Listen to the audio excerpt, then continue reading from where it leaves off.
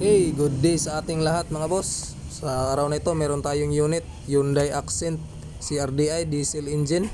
So ang problema nito ay hard starting. So yan, nakailaw yung check engine niya. At mataas talaga yung cranking niya bago pa mag-start yung engine. So observe natin dito. Try nating paandarin yung engine. So yan, taas ng cranking niya. So subukan natin pangalawa. Yan, ganun pa rin ang problema. So hard starting talaga yung pinaka issue natin dito. So ito yung isi-solve natin na problema mga boss. So fast forward tayo. Unang tirada natin ay scan muna.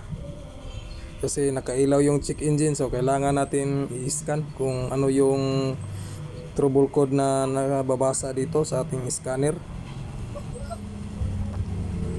Yun mga boss, so meron tayong error codes dito na tatlo, pero ang i-focus natin dyan is yung intake camshaft position sensor. So i-try natin yung i-delete. So tingnan natin dito kung ma-delete ba yung codes. So yun, nawala na yung codes, pero observe natin dito sa dashboard natin. So nandun pa rin yung check engine. So ngayon subukan nating paandarin. So andun pa rin yung hard starting nya kahit wala na yung check engine. So nabura na yung code natin, pero subukan nating paandarin ulit. So yan, hard starting talaga. Wala na yung check engine pero hard starting. So subukan natin sa pangatlo. Start natin. So yun, hard starting. At bumalik yung check engine nya. So tingnan natin balik dito sa ating scanner. So i-scan natin ulit dito. Tingnan lang natin mga boss.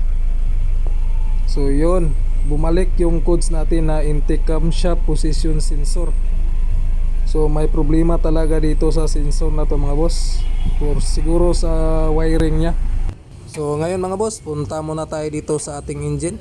So ang gawin ko muna dito ay punutin yung sakit ng camshaft position sensor. At gamit ko dito yung digital multi-tester natin dito. So para malaman natin kung meron ba siyang supply na voltage. So galing sa kanyang supply na sakit patungong camshaft position sensor. So i-check natin dito kung goods ba yung kuryente niya. On! Wow. Off! Dapat isa. Correct. Dapat ani sa 4 volts. Oh, no.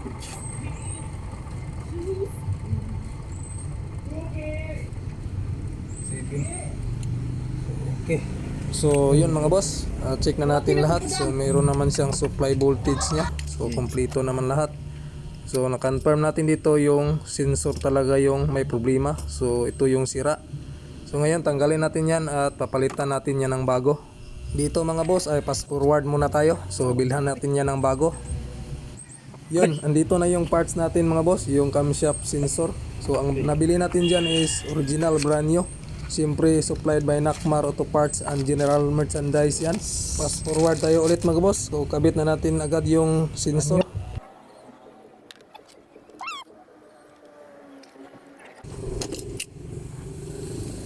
Dito mga boss ay tapos na natin mailagay yung sensor. So subukan nating paandarin yung engine. On pare! Start!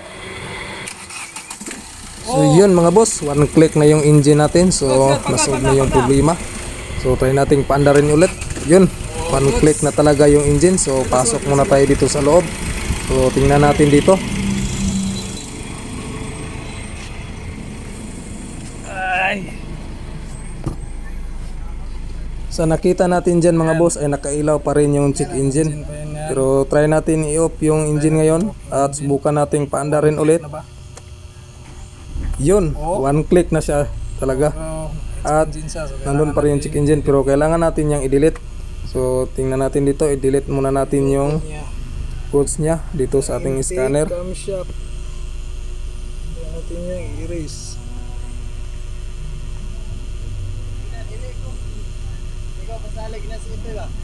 So yun, wala na yung camshaft sensor dyan na nakalagay yung error codes nya. So tingnan natin dito. Yan, wala na yung check engine. So try natin i-off yung engine mga boss. So subukan natin i-off yung engine. At paandarin natin ulit. Start natin ulit. Yun, one click na talaga mga boss. So goods na goods na. So good job mga Nakmar boys. So ang complete na naman yung mga trabaho natin. So tingnan natin dito kung one click na ba talaga. Ulit. Yun, one click na. At wala na yung check engine, so hindi na bumabalik. So tingnan natin dito yung feedback ng kasama natin. Goods. Kaboy. Goods. Goods. Oh, goods na. Ikaw bro. Yan, good job. Maraming salamat. God bless.